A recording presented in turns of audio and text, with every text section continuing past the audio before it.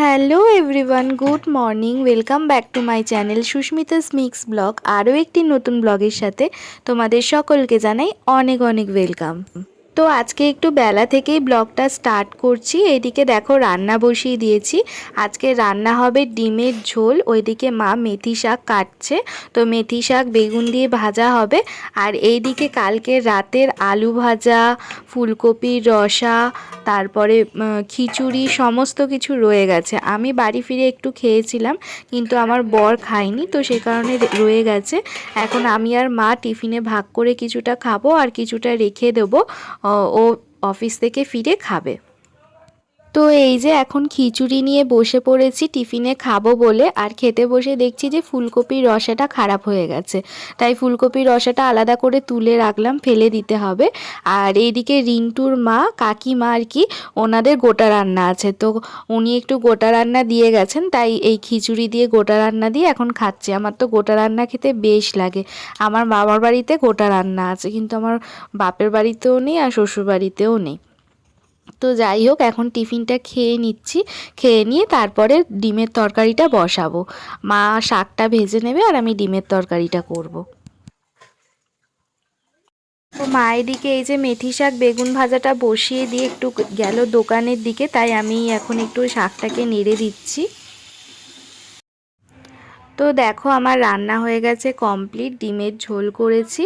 এইবারে হচ্ছে গিয়ে এখন আমি বসবো একটা অ্যাপ্লিকেশান লিখতে। আমার বর আজকের অফিস থেকে চলে এসেছে হাফে, তো খাওয়া দাওয়া করে একটু যাবে আবার থানাতে। আসলে কি হয়েছে বলো তো, আমরা যে থানাতে গেছি, আমরা যে একটা অ্যাপ্লিকেশান থানায় জমা দিয়েছি, তার পরিবর্তে থানা থেকে আমাদেরকে কোনো রিসিট দেয়নি।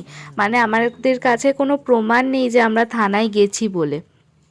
তো সেই কারণে আমার বরের অফিসের যিনি স্যার রয়েছেন, তিনি বললেন যে আর একটা লিখিত অ্যাপ্লিকেশান জমা দেওয়ার জন্য, আর একটা রিসিট কপি থানা থেকে নেওয়ার জন্য, যাতে আমাদের কাছে প্রমাণ থাকে যে আমরা থানায় ব্যাপারটা জানিয়েছিলাম। তো সেটাই এখন আমি লিখতে বসেছি। আমার লেখা হয়ে গেলে ও আর আমার ভাই যাবে থানায়, আবার গিয়ে ওটাকে জমা দিয়ে একটা রিসিট কপি নিয়ে আসবে। আর এখানে বলে রাখি, আমি কিন্তু বাঁ হাত দিয়ে লিখছি না, ডান হাত দিয়ে লিখছি। যেহেতু আমি ফ্রন্ট ক্যামেরা দিয়ে ভিডিওটা করছি, তাই মনে হচ্ছে যে আমি বাঁ হাত দিয়ে লিখছি। আর এখানে আমি জানলা দিয়ে উঁকি মেরে দেখছিলাম, একটা বেজি আমাদের পিছনের বাগানটা দিয়ে যাচ্ছিল, বিশাল বড় বেজিটা। তো ওটাই আমি উঁকি মেরে দেখছিলাম আর আমার বরকে বলছিলাম। বেজিকে কি বলে বলেছি? নেউল বলে। তো এই যে এখন বাজে সন্ধ্যে 7:30 পৌনে 8টার মতন। এখন ও আর আমি যাচ্ছি একটু আমাদের এই সামনে যে নিউ মার্কেট আছে ওইখানে। বলেছিলাম না যে একটা পার কিনে নিয়ে এসেছিলাম, এই যে ছেঁড়া বেরিয়েছে, তো ওই পারটাই চেঞ্জ করতে যাব। ওখান থেকে এসে আবার যাব একটু মেঘাদের বাড়িতে, একটু বসে গল্প গুজব করব। যে এটা হচ্ছে আমাদের পাড়ার লালি, এ একেবারে আমার বরকে দেখলেই দৌড়ে দৌড়ে চলে আসে। তোমার মনে হয় আগের জন্মে লালি বউ ছিল জানো? এই জন্মে কালি হয়েছে, আগের জন্মে লালি। এক মারবো। তুমি ওকে চিনতে পারোনি, কিন্তু ও তোমাকে ঠিক চিনতে পেরেছে। তো এই যে আমরা মার্কেটে চলে এসেছি, আমি, আমার বর আর রিন্টুকে সাথে করে নিয়ে এসেছে, আজকে ওর অফিস ছুটি। তো এখান দিয়ে পার্টটা চেঞ্জ করে, আর আমার আজকে না পেটটা ঠিক ভালো নেই, গুড়গুড় করছে, ব্যথা করছে। ওই জন্য আমার বরকে বললাম যে একটু কোল্ড ড্রিঙ্কস খাবো। তো এখানে ওই যে অপোজিটের দোকানে কোল্ড ড্রিঙ্কস পাওয়া যায় আর কি, সোডা ওয়াটার। তো ওই একটু খাবো বলে দাঁড়িয়েছি, একটু খেয়ে নিয়ে তারপর বাড়ি চলে যাব। একটা বড়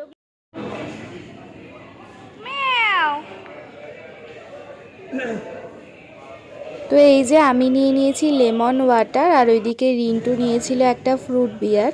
আর আমার বর কিছু নেয়নি, কারণ ওর এমনি ঠান্ডা লেগেছে, তাও আমার থেকে হাফ ওকে দিয়েছিলাম। তো মার্কেট থেকে ফিরে বেশ কিছুক্ষণ ঘরেই শুয়ে বসেছিলাম। তারপরে এই যে এখন এসেছি মেঘাদের বাড়িতে, সবাই মিলে একটু এখানে বসে আড্ডা দিচ্ছি। Hello everyone, good morning. তো কালকে আর ব্লগটাকে কন্টিনিউ করা হয়নি, আর কালকের ব্লগটা ভীষণ ছোট্ট হয়ে গিয়েছিল, সেই কারণে ভাবলাম যে আজকেরটাও একসাথে জুড়ে দিই। তো সকালবেলা উঠে বরকে আগে ছেড়ে দিয়েছি, ও অফিসে চলে গেছে, আর এখন এই যে বিছানাটা পরিষ্কার করে নিচ্ছি। আর বিছানা পরিষ্কার করতে করতে আমি কি একটা মানে চিন্তার ভেতরে ঢুকে গিয়েছিলাম, তাই ওখানটা দাঁড়িয়েছিলাম। তো যাই হোক, বিছানা পরিষ্কার করে এখন এই যে রান্নার জোগাড় করতে চলে এসেছি। আজকে হবে লাউ শাক আর হবে মুসুর ডালের বড়া করে তরকারি। তো আজকে রান্নাটা মাই করবে। এই যে মা এদিকে চাল ধুয়ে নিচ্ছে ভাত বসাবে বলে। এখন বাজে দুপুর 2:30 পৌনে 3টের মতন। রান্নার জোগাড় করে দিয়ে মাকে আমি শাড়িতে বসে ফলস বসাচ্ছিলাম, তাই আর ব্লগটাকে কন্টিনিউ করা হয়নি। তো এখন আমি আর মা খেতে বসে গেছি। যখন বলি মিষ্টি আর দাদা। Hello friends, good evening. তো এখন বাজে বিকেল না, সন্ধে 7:45 মতন। তো অফিস থেকে ফিরেছে, চা করে নিয়ে এসেছি, চা খাবো, আর সাথে রয়েছে পার্লেজি বিস্কুট। আমার পার্লেজি বিস্কুট খেতে খুব ভালো লাগে, আর তার সাথে রয়েছে এই যে চাল ভাজা। তো মা নেই, বিকালবেলা হঠাৎ করে মামা ফোন করেছিল, মানে আমার মামা শ্বশুর আর কি। তো দিদা পড়ে গেছে, পড়ে গিয়ে দিদার পায়ে মোচড় লেগেছে, তো ঠিকভাবে হাঁটতে পারছে না। তো ওই জন্য মা গেছে দিদার বাড়িতে, 2 দিন থাকবে। তো যাই হোক, এখন চা খাচ্ছি। আর যেহেতু আমার ক্যামেরা স্ট্যান্ডটা এখন ভেঙে গেছে, তো তাই ঠিকভাবে আমি ভিডিও ব্লগ করতে পারছি না। আর 2 দিন মানে অনেক ঝামেলাঝাটির মধ্যে ছিলাম বলেও ভালো করে ব্লগ না বলে আমার মাথাটা খারাপ হয়ে গেছে, ব্লগ শ্যুট করতে পারিনি। তো চলো, চেষ্টা করব কালকে থেকে সুন্দর সুন্দর ব্লগ শ্যুট করার।